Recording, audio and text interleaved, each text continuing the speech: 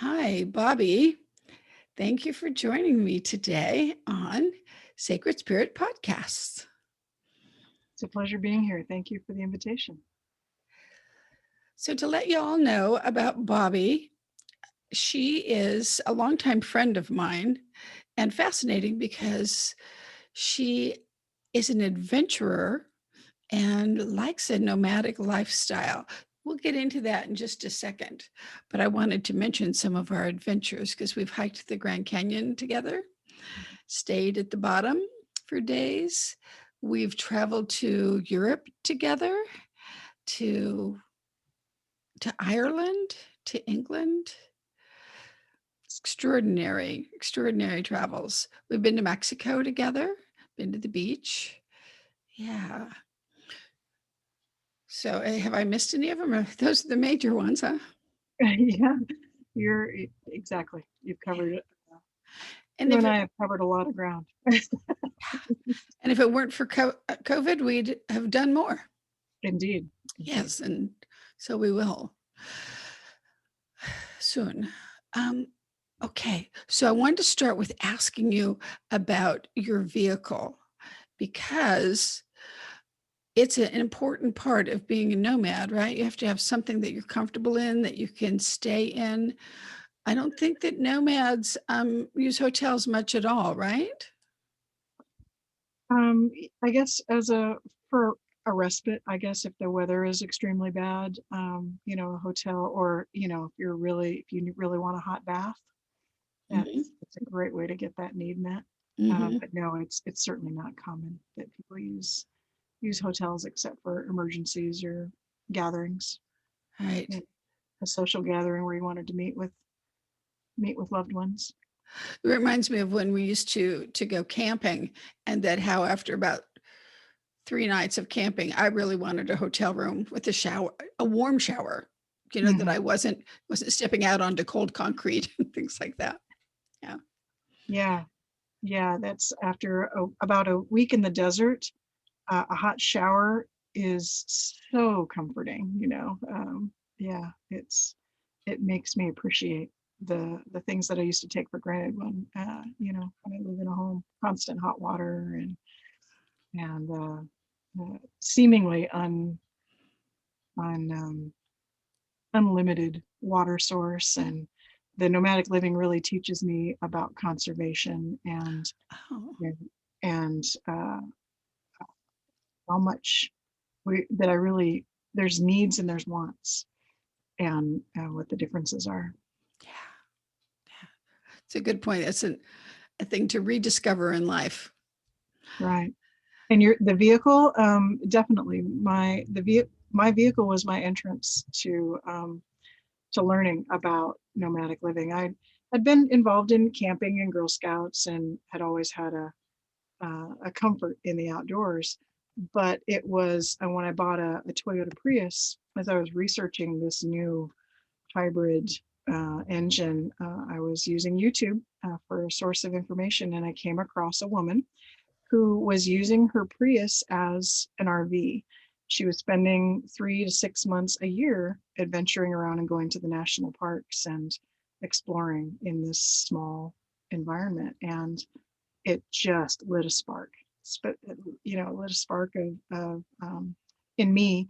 And that's what began my journey as to adventuring in my Prius.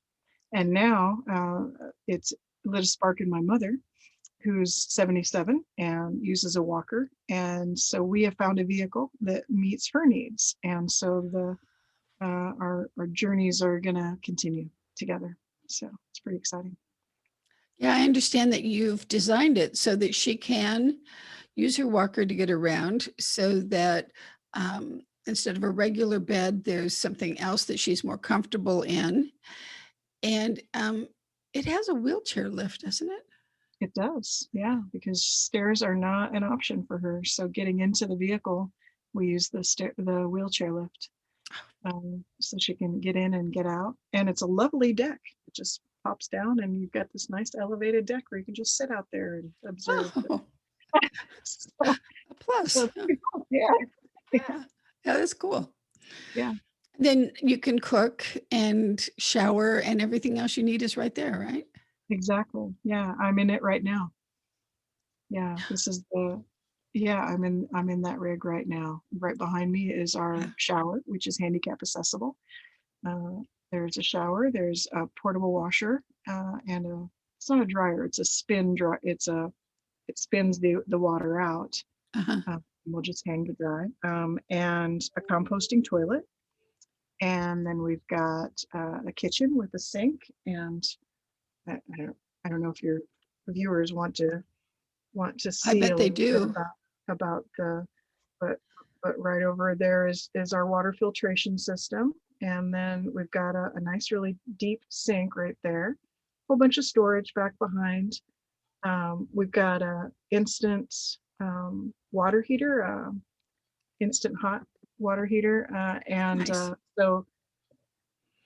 so yeah, so she'll as when I guess as mom aged, staying clean is has been a big part of her daily maintenance. And so the bathroom was one of the biggest issues, the biggest barriers to exploring places, was access to a restroom and showers. So we Yeah. built what she needed.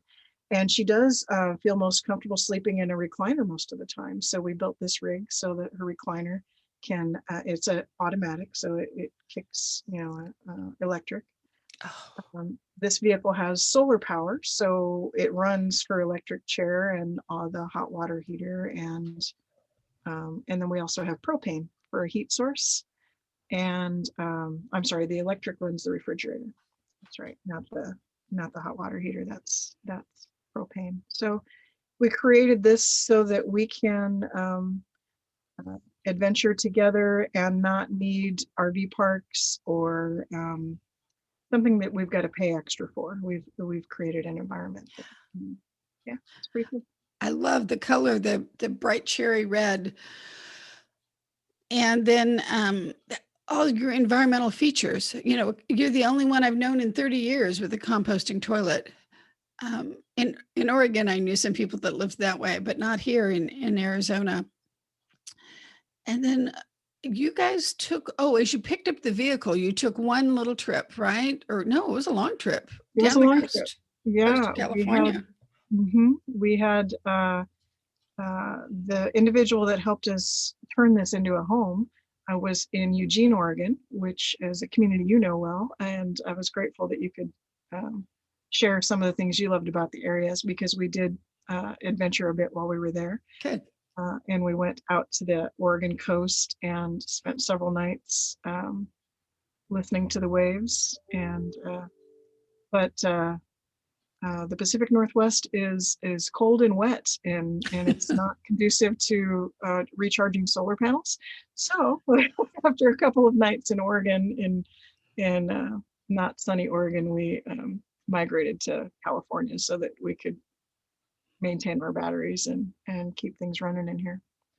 Well, and that's such a great drive down Highway 101 in Northern California. You see so much of the ocean. You like come to the ocean, you come into the forest, come back into the ocean, and you drive through the redwoods too.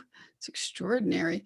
And then as you keep going down, you have the choice. Do you stay on 101 or do you get onto Highway 1 and go down, which takes forever? I think that road washed out recently and is damaged.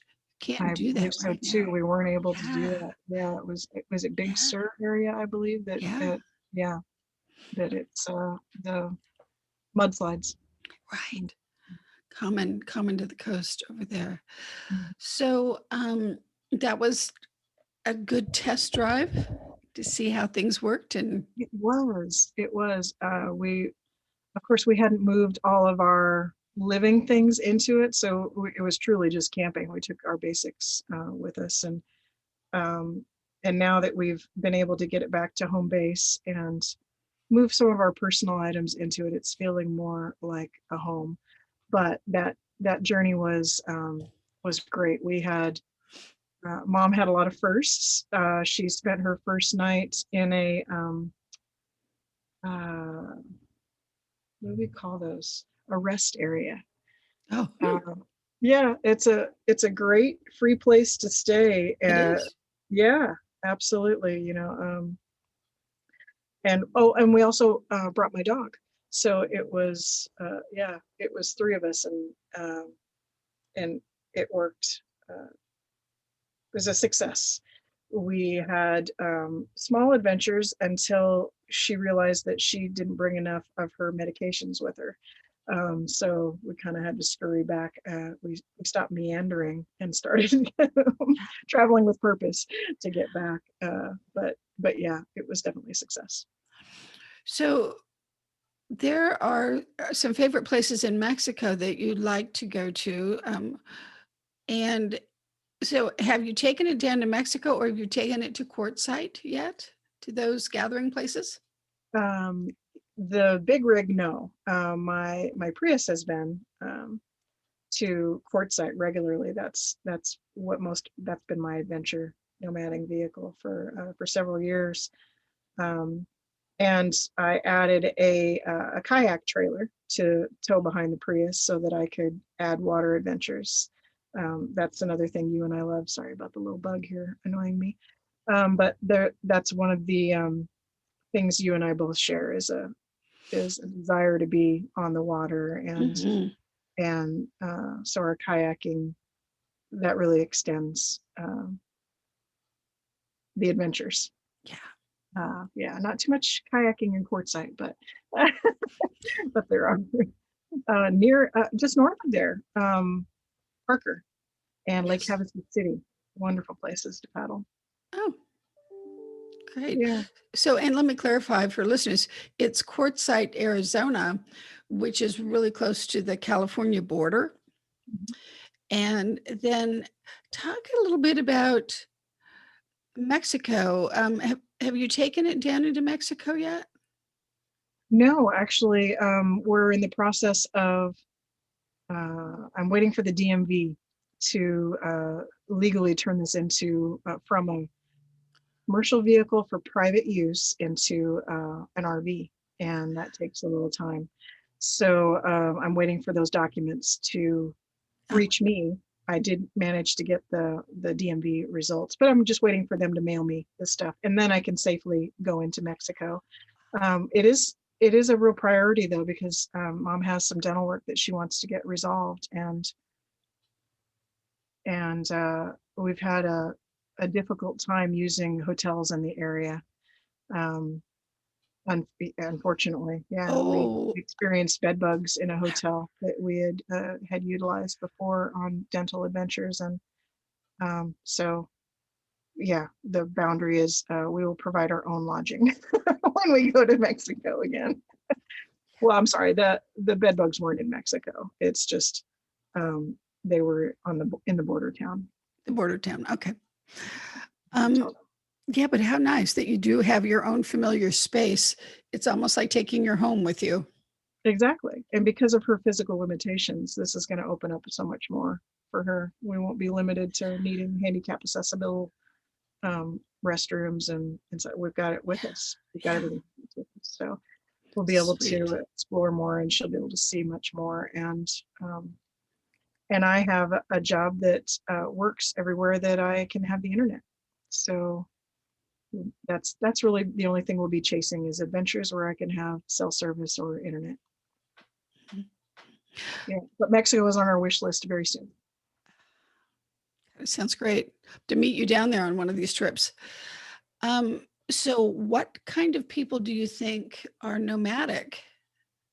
I mean, for you, for the way I saw it, for you, Mhm. linked to your desire for adventure and unique experiences.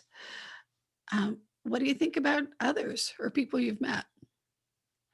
I've met and have connections with people that are enjoying this lifestyle in a variety of ways. Some of them are part timers, like I am, where I have a home base and I can return to home base and restock and resupply, and others are living on wheels full time and have for many years. And for some of them, they are, what's the word? for me, I know one of the greatest things that I was brought to this lifestyle was the adventure, but it's also my connection to the earth. The that I get grounded with my higher power and with, when I am in nature, that it's so much easier for me to connect with the oneness of it all than it is when I'm in my sticks and bricks kind of house. But so I know people that are introverts and they need their quiet time, and this is a way that they can drive away when they don't want to be somewhere anymore. They can experience different parts of the world and different cultures. um, I do know people that have been or feel like they've been forced into their vehicles based on lack of enough income to pay for housing. Rent is expensive, and so there are folks that are facing retirement that move into their vehicles and learn how to thrive in that lifestyle. um, I I also know people that uh, uh, have enough sufficient means that they buy, $250,000 RVs, and their sort sense of adventure is met by parking in an RV park and then and turning on their TV and having a mobile, a mobile. Um, Really nice hotel room exactly. Yeah, that exactly. sleeps 6. And has a wine cooler, Yeah. right? And a fireplace that turns on with a switch. Yeah. So there's a wide array of individuals that I've met and connected with out here. Mhm. Women, men, families. Um, I don't know too many multi-generational, like this situation that I'm in, where my mother is now interested in joining us. I don't know too many folks with that scenario, but I do know uh, families with young children and also single parents that are living this lifestyle successfully. So, I meet just wonderful people. So in Quartzsite, it's just desert parking, right? Just find your space in the desert. And then how about the locations you've been? Oh, you haven't taken it down to Mexico. But I know a friend of yours goes into Mexico and has taken a group of people. Do you know what that area is like? Yeah, I did. I experienced 6 weeks in Mexico with my friend. He pulls a camper trailer behind his Toyota. And we did stay in campgrounds in Mexico, and we stayed in the Baja Peninsula, experienced a week in San Felipe, a week in, oh my goodness, my favorite place is this place called Bahia de Los Angeles, or Bay of Los Angeles. And Stunning beaches. Um, and it's where the whale sharks often come to feed as they're prepared just before they're birthing their calves. I guess they come and feed in the area in October, November, December, or maybe it's September, October, December. Anyway, there's a 3-month time span where they come in quantity, and that's just an absolute gift to spend time on the water with such, the world's largest mammal fish, world's largest fish. Uh, is beneath you. The whale sharks are Oh, so unbelievable. they're not dangerous. You can swim with them? Yeah, they feed on baleen, or I'm sorry, they feed on krill, I guess. Those little And tiny, tiny fish? yeah, they don't have like typical shark teeth. They have the baleen, the filtering Yes. media, where so they just swim in the shallows and pick up their food. Um, so very passive eaters. They just swim around and yeah, they don't have to work too hard. So they were very, that was a wonderful experience. And another really great place that we spent several weeks was Mulahay. Um, and that's a town that's the RV park where we stayed was much more tropical. We weren't directly on the beach. The town was a mile one direction and the beach was a mile the other direction. We were, in this lovely little Mm, park with tropical banana trees and papaya plants, and um, yeah, it was really a special place. Nice mhm, journey. I would love to return there. mhm. Um, I felt better traveling in Mexico with others. Um, while I feel comfortable parking in my RV, or in my Prius in the desert and feel safe there, I Mhm. would not choose to do that in Mexico. I think that that would just be an invitation for uh, victimage, I guess, is a possibility. Mhm. So I do recommend staying in RV parks, and also Oh, staying with others if you can. mhm. It's great to have a community to travel with. Well, and so you mentioned community.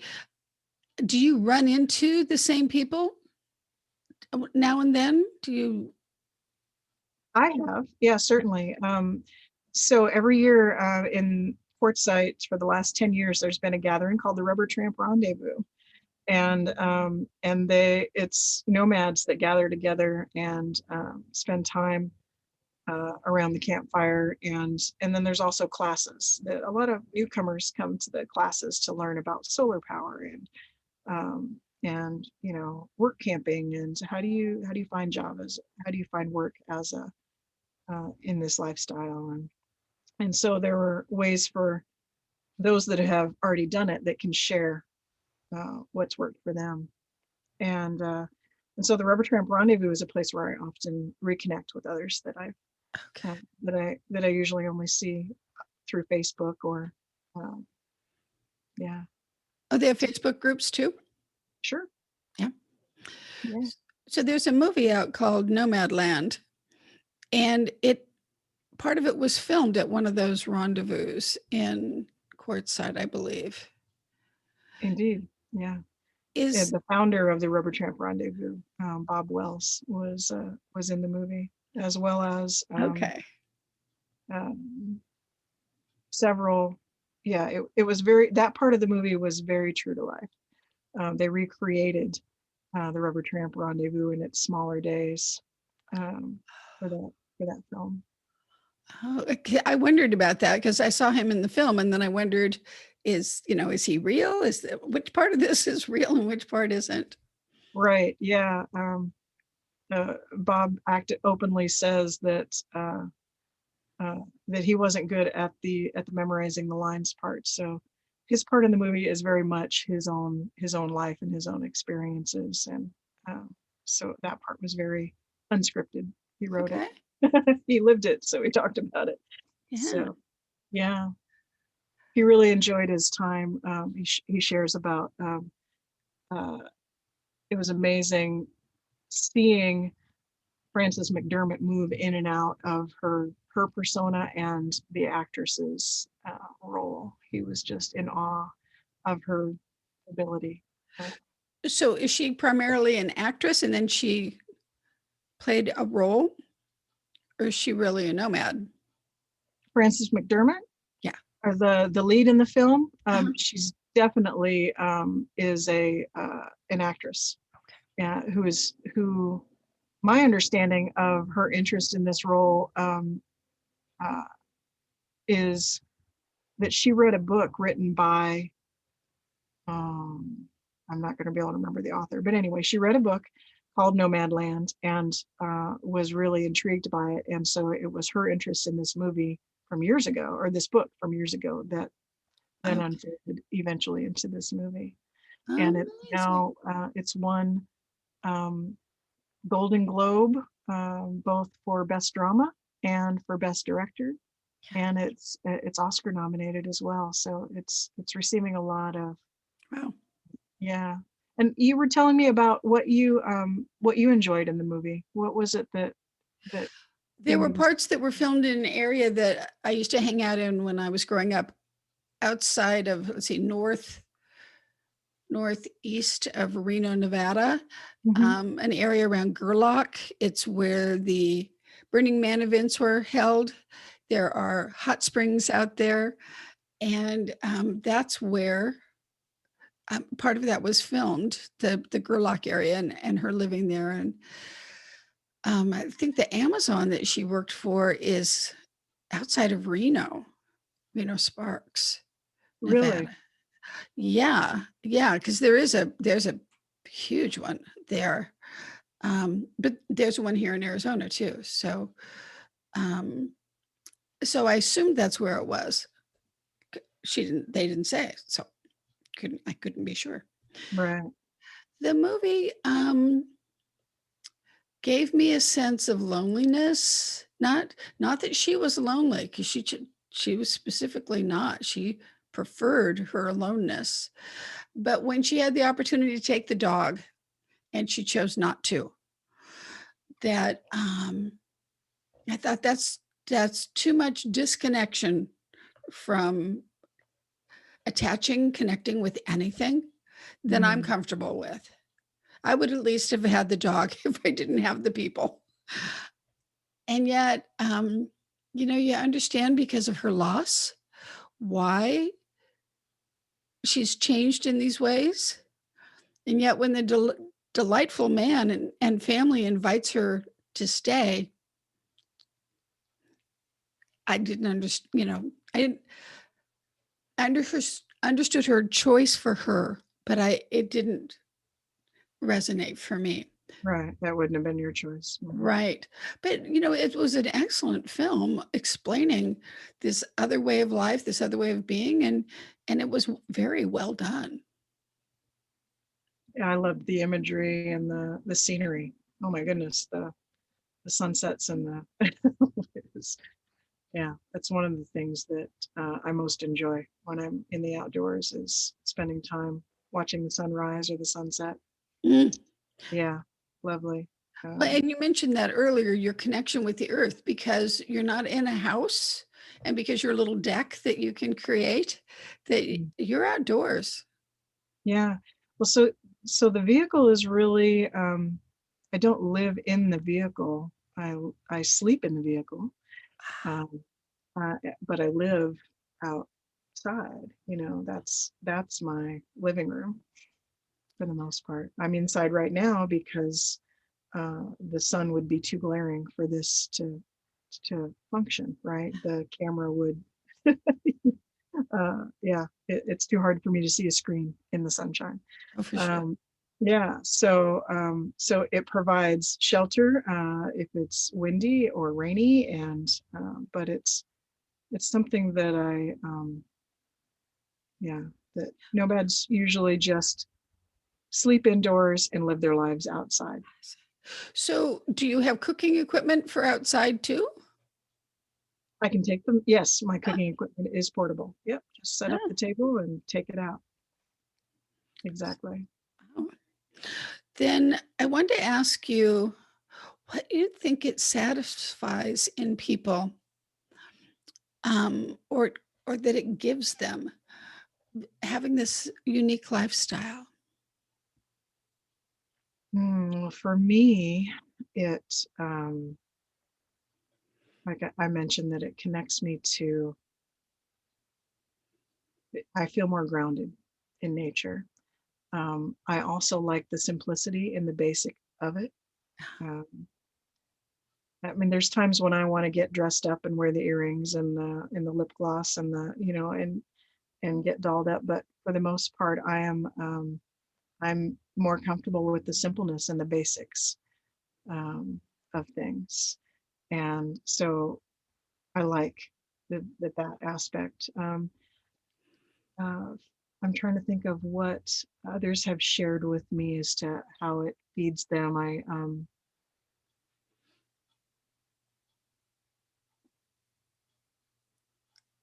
Hmm, I can only speak for myself. I'm not really sure that I can speak for others. Well, I think that movie gave us a lot of insight where the movie Nomad Land, that there's such a community within these groups that they as they travel around, you choose where you want to be, and some of the people that you know may be there, and so you reconnect, and then it showed that, and some people pass on, and Hmm. physically, and so it's like a community. It's just a little more movement to it. It's not going to be your neighborhood.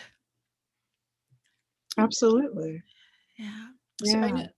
I noticed that, and then the freedom it gives, that you can, you know, visit an aunt in Oregon and visit somebody, go see Montana, which is one, Montana and Colorado are extremely beautiful states, so you can go and check it out, and you have all the comforts of home with you and don't have to pay hotel prices. Right. Yeah. It's a very frugal way of living. It's, other than your fuel and your vehicle maintenance, um, yeah, it's very cost efficient. Hmm. Well, that sounds good, because I know with hotel prices, Motel 6 hasn't been for Comfortable. Yeah. 30 years. Motel 6. Yeah. Yeah. And that finding places under $100 is a big deal. Yeah. That you'd want to stay. Right. Yeah. Yeah. That you'd want to That too. stay and feel comfortable in. Yeah, exactly. So, but it does cost to stay in RV parks. Are those reasonable? Um, I I choose to camp free at the most, at every opportunity that I can. I think most RVs, if you want to be able to plug in and Mhm. use sewer, then you're looking at a minimum of $30 a night, $30 to A $50 a night. minimum. Yeah. Yeah. I And thought that then, they'd gone yeah, up. so if you're going to do that for living, then that's $1,000 a month right there. And so you're Yeah. looking at mortgage rates, of what it would cost to have a home. Oh, that's interesting. Yeah, so it's in the RV park world, it's less than, I wouldn't say that was frugal. You know what I mean? The way that we've arranged our world is that we have everything that we need with us. We have the solar power to charge um, to run our electricity. We have propane to manage our heat, and and then we also have a source of water, and that we can carry with us large amounts of water. So once we have Wow. those things taken care of, a place to sleep, a place to use a restroom, and a place to cook, yeah, it's all very freeing to take And everything we need. with a composting toilet, then you don't need one of those dump stations. Correct. Yeah, who wants to deal with hoses and that nonsense? No, I don't. I No, guess I made no, that clear. Yeah. I don't think I would want to. And composting is just so good for the world. It's wonderful. So let's see. So for you, it satisfies the desire for adventure, newness, simplicity. Mhm. Yeah, that's interesting. I don't think I would have realized that. Yeah. And then, no, do you see this as like long term for you, or any thoughts on that? Long-term goals? Well, I do. Um, I don't see myself giving up home base. I enjoy um, having that space to return to. Um, but I do fully expect to spend months away from home at a time, enjoying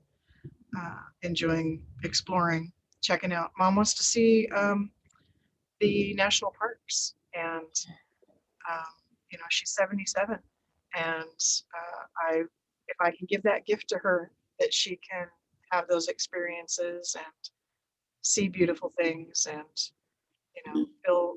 She loves to research the areas, and increase her knowledge, and it just keeps her active, Mhm, mentally active, and hopefully more physically active. mhm.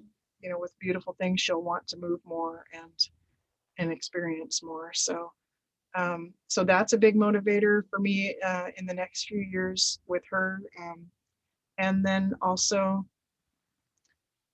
another motivator for me is um, is to see the,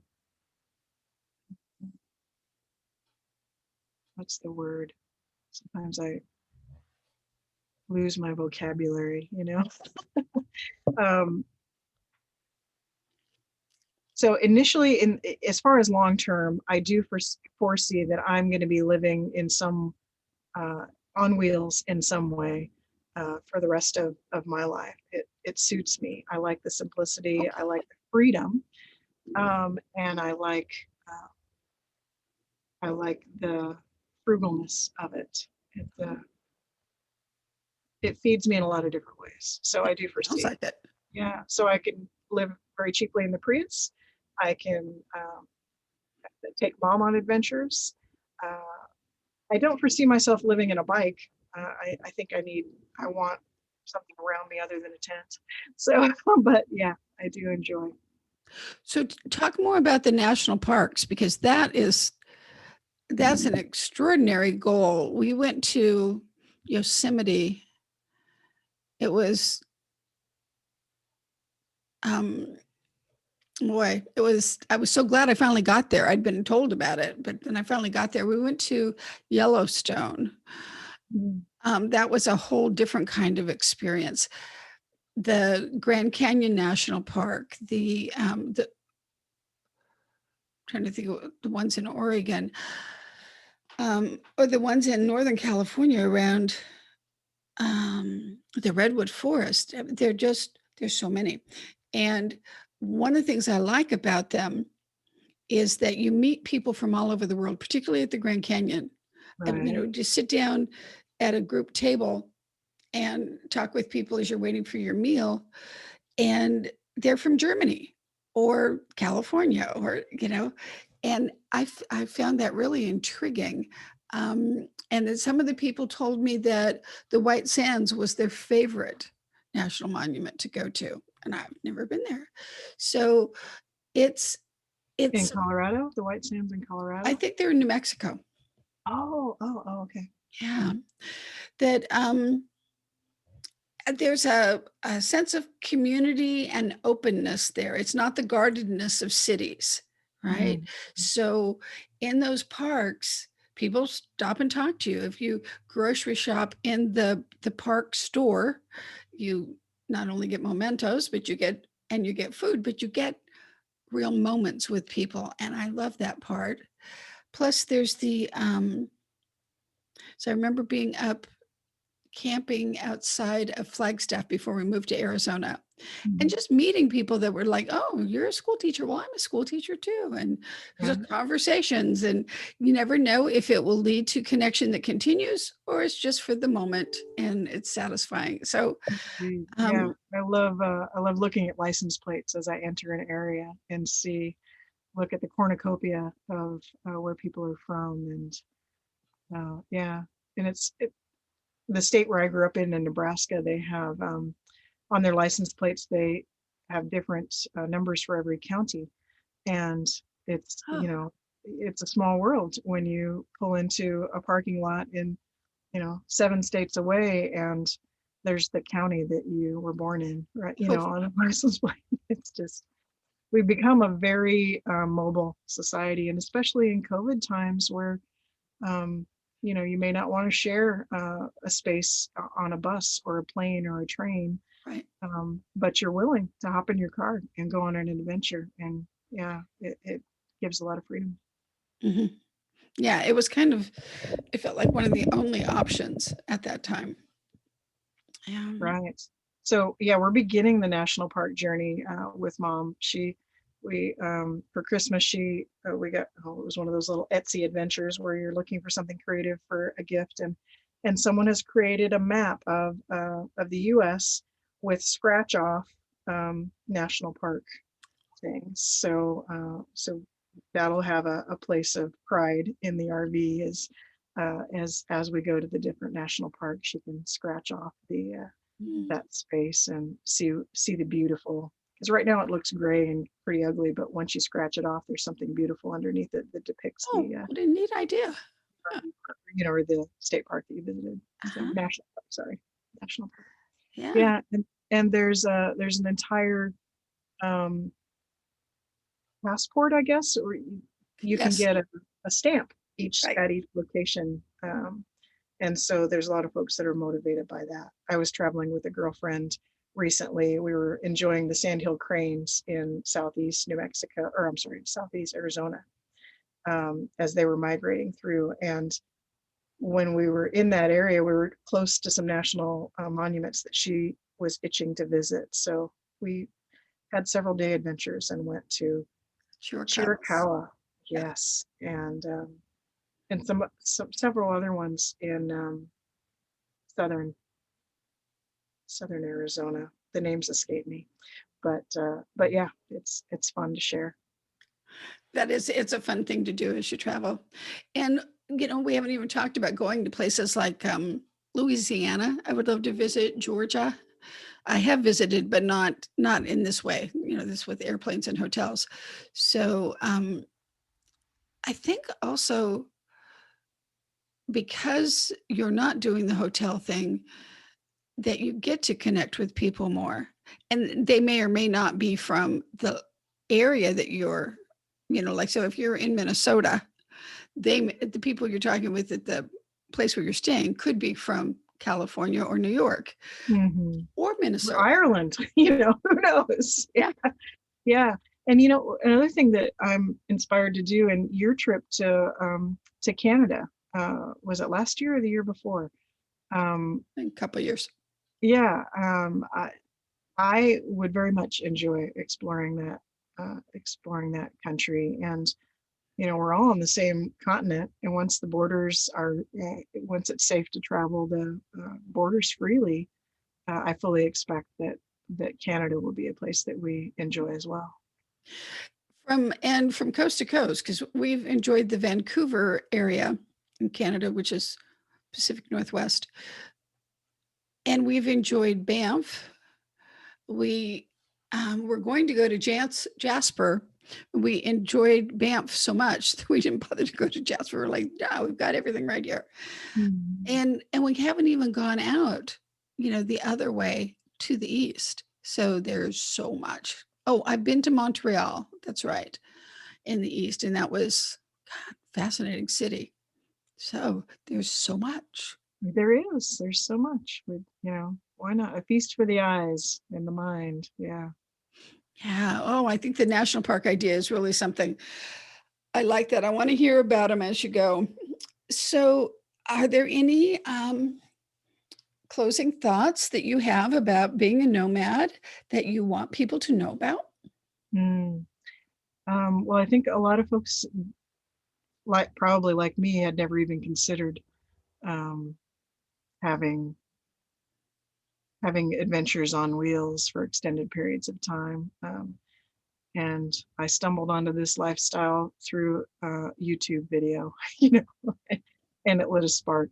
Um, and I and I've been feeding that spark ever since. And it's really um, my own curiosity that led me to this possibility. So if I were to close on something, I would just encourage people to remain curious and uh, and open to new experiences, um, and to, I guess, I faced a lot of fears. Uh-huh. Uh, yeah, faced a lot of misplaced fears. Uh-huh. Um, and yeah, it's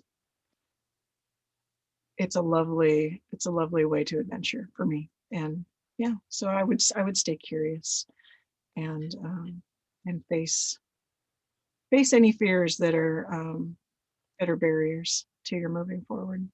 Mhm. Facing fears. They what is that? They're not um they're not as solid as we think they are. And that when Mhm. you step inside it, you so often people say, what was it that I was afraid of? This is great. Also, staying curious keeps you young. and interesting. So that's really good advice. Stay curious. So this is a good time to close. The only thing I would want people to know is that I'm available. You can contact me through my website, lynnecockrum-murphy.com. And on my website, it tells the services that I offer, the kinds of counseling that I do, the kinds of healing work that I do, and I am accessible. So I invite you to connect. And thank you so much, Bobbi. It's such a delight to have you in my life and to hear you talk about all these wonderful adventures. Makes me want to go to those.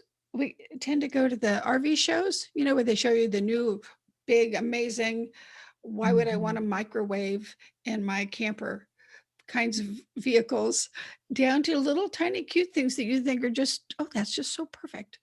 So, Yeah, option. yeah, go ahead.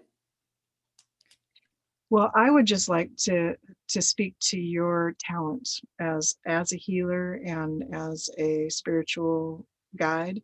I know you've been a huge blessing and motivator for my own personal spiritual growth and healing from past experiences. So I would just want to give everyone a Oh, uh, encouragement to reach out to you because you're a very talented woman. And I too, I'm grateful to have you in my world. So thank you.